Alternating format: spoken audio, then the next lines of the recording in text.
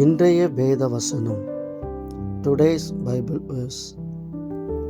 என் உள்ளங்கைகளில் உன்னை வரைந்திருக்கிறேன். ஏசாயா 49 அதிகாரம் 16வது வசனம். In English, I have engraved you on the palms of my hands. Isaiah 49 verses 16. இன்றைய பொன்மொழிகள். ஜெபத்தை மறந்த கிறிஸ்தவன் பின்மாற்றத்தின் ஆவியினால் நடத்தப்படுகிறான். அருமையான தேவ ஜனங்களே, இந்த அருமையான வேளையிலே உங்கள் யாவருக்கும் என் வாழ்த்துக்களை தெரிவித்துக் கொள்கிறேன். தேவனுடைய உள்ளங்கைகளில் அவர் நம்மை வரைந்து வைத்திருக்கிறபடினால் இந்த பூமியின் விசுவாச யாத்திரையில் எந்த சூழ்நிலையிலும் கலங்கி போகாமல், சோர்ந்து போகாமல், தேவன் நடத்துகிற வழியிலே நீங்கள் நடக்க வேண்டும். ஒருபோதும் ஜெபத்தை மறந்த ஒரு கிறிஸ்தவனாய் இராதபடிக்கு,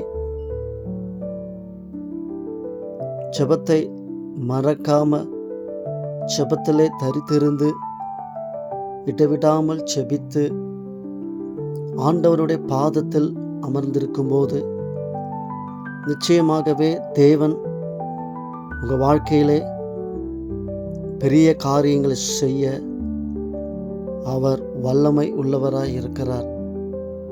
என் உள்ளங்கைகளில், தேவனுடைய கைகளில், அந்த உள்ளங்கைகளில் ஆண்டவர் நம்மை வைத்து மறைத்திருக்கிறபடினால் எந்த விதமான தீங்கும் உங்களை மேற்கொள்ளாது.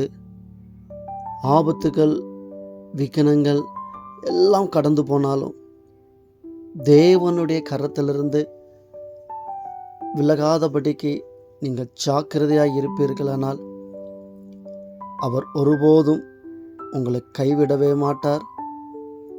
இந்த நாளில் ஆண்டவருடைய உள்ளங்கைகள் இருக்கிறோம் என்பதை நீங்கள் மறக்காமல் தொடர்ந்து இந்த விசுவாசத்தில் ஓடுங்கள்.